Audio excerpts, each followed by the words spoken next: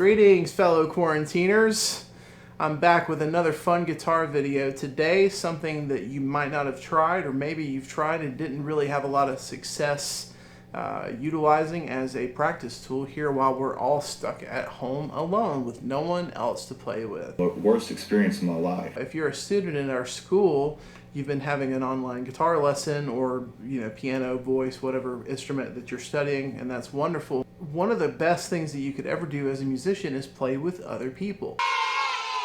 Right now, we are mostly robbed of that opportunity unless you're fortunate enough to live with someone else that plays an instrument or plays the same instrument that you do. So how does that factor in to today? Well, today I'm going to talk to you simply about a device that's been used over the last couple of decades, but really it's become more popular over the last 10 years in particular.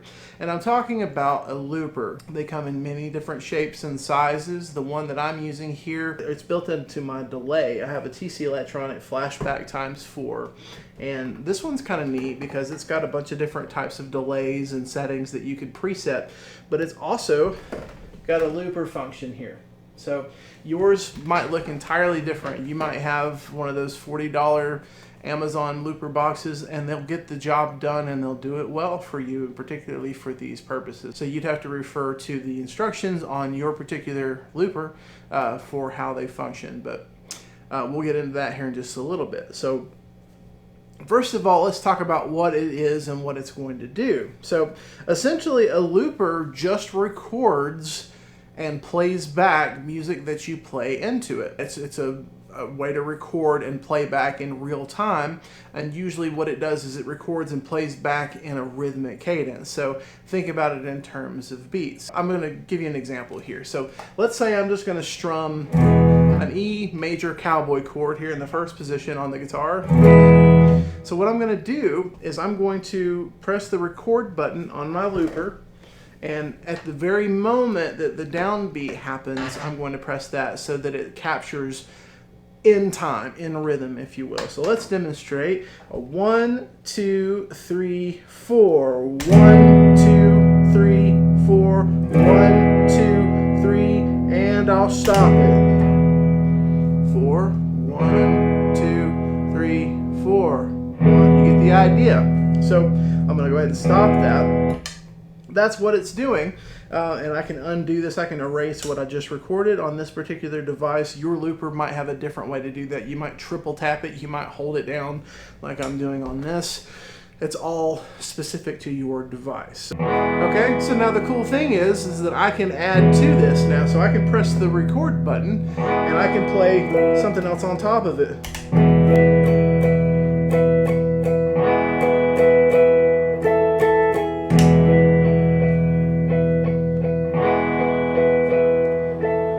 So that's pretty cool. So now you can see, I'll go ahead and stop that so you can hear me. You can see the potential for this for a variety of things, not just for practicing, for writing songs. If you've got an idea in your head of something that you think would sound cool, you could lay it down in real time and kind of hear how those parts would interact with one another. It's also a really good way for you to sort of learn song construction and song anatomy in terms of with an ensemble. If you're thinking about forming or joining a band, it's a great way for you to get an idea how the different musical parts of a song would work together, and you can hear them all in real time as you're recording. I'm just going to do like a reggae 2-chord pattern here, and that's going to be the loop that we build, and I'll show you how I would do that. So this particular pattern, let's do like E minor and B minor, so like a 1 and 5 kind of deal. So we're going to start off with E minor and then B minor. That's going to be the whole thing. So the whole pattern will look like that. So what I like to do when I'm building a loop for myself to play over, I like to start off with the rhythm section, and then what I'm talking about is like the bass and the percussion. Now you think, well, you're not playing percussion. That's true, but I can emulate a lot of different sounds with an electric guitar or an acoustic guitar for that matter. It's a very, dynamic instrument. You can make a lot of different sorts of sounds and stuff with it, so maybe you'll learn something today that maybe you didn't know. So what I like to start off with is sort of an emulated bass guitar sound. Now I could pick up the bass and plug it in. I'm not looking for a big production here. I'm just looking to have some fun, real quick, instant gratification with creating a little piece of music for me to practice soloing over. What I'm going to do is I'm going to roll the tone off of the guitar, and that's going to remove some of the high-end frequencies. And so as opposed to this sound, nice and bright, even though it's a bass note on the guitar, it's still a bright and boingy kind of sound.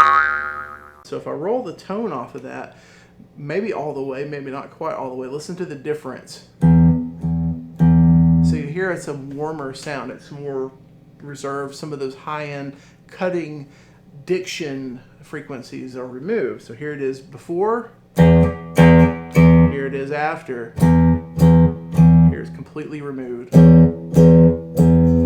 So it's very hollow sounding. It's very almost like you're talking with a handkerchief over your mouth, like you're wearing a mask at the grocery store. Have you done that lately? Worst experience in my life.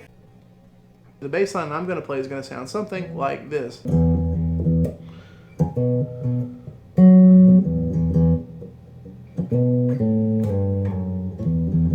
Something along those lines. And I'm going to improvise this a couple of times and let's see what I come up with. The most important thing is to start the looper and to stop the looper right on the downbeat of the beginning and end of your bar. So it's a 2-measure or 2-bar piece of music. So I'm going to hit the switch at the downbeat of the 1, 2, 3, 4, 5, 6, 7, 8. I'm going to stop it on the 9th beat, which would be right at the beginning of the downbeat of the next cycle. So it's going to sound like this: 3, 4.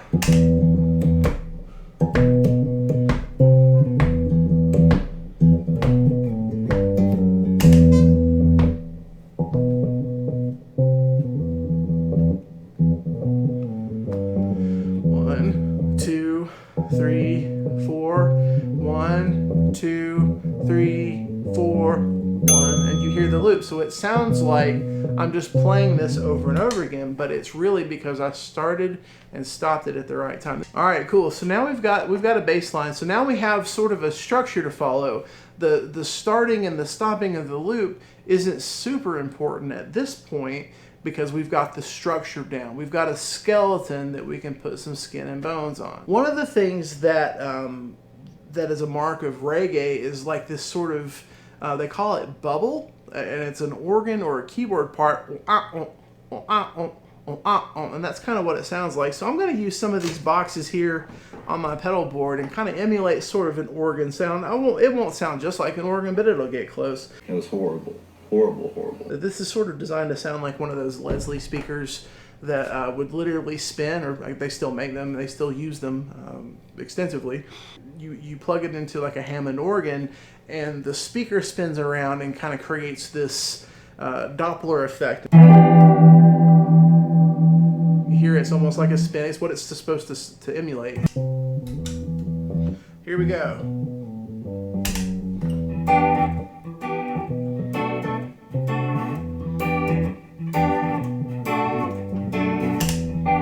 Now I'm listening back.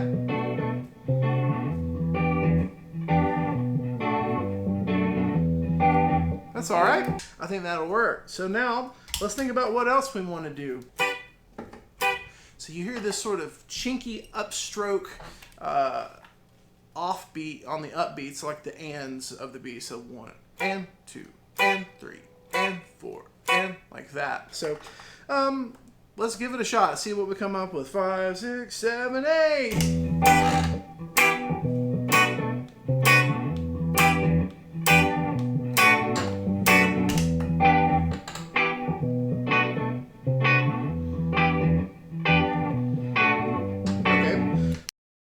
So let's review. We've got the bass line.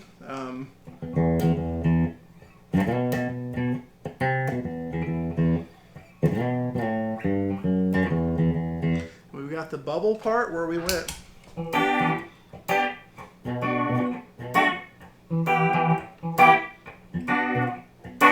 And then now we just laid down our rhythmic, what I like to call chinks.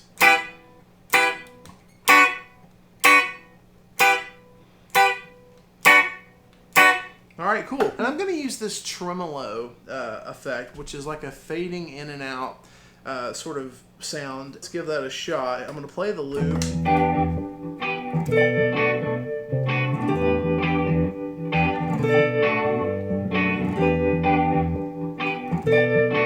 All right. I like that. Let's give this a shot. 5, 6, 7, 8.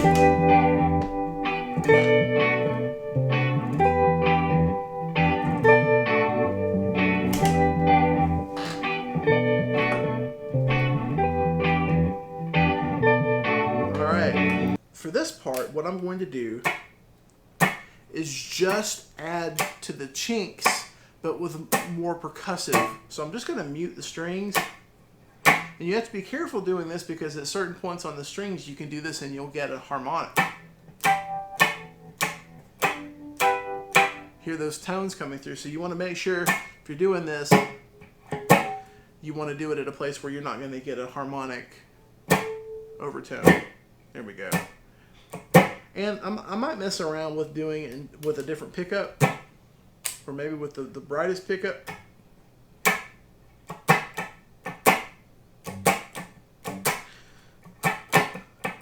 I think that'll work okay. Let's see. I know for sure I'm going to have to turn the volume down.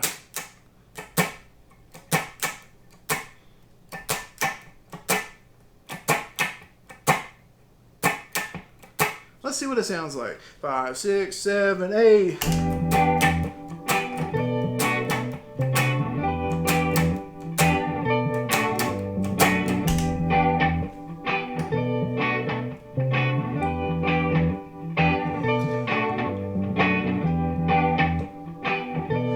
That'll work fine. So we've got that recorded. The last thing that I want to add is something called click. And what that means, it's usually like a palm muted, super clean guitar.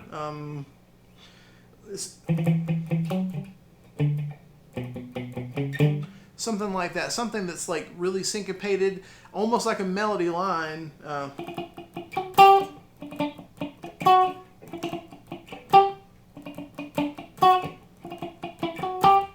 That'll work. So let's give it a shot and see what it sounds like. 5, 6, 7, 8.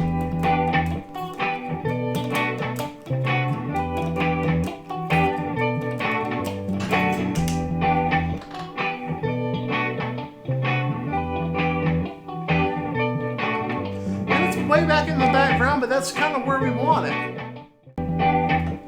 All right. Now I could just keep adding to this and keep adding to this, but I won't. At this point, you know, this is the fun part. The work's over, and it was fun to lay all that stuff down. So now I'm just going to spend a minute or two to close out this video soloing over it. Shout out to TC Electronics for creating a really cool delay / looper pedal. Let's hear our loop, and then I'm going to play for a minute or two. Thanks for tuning in.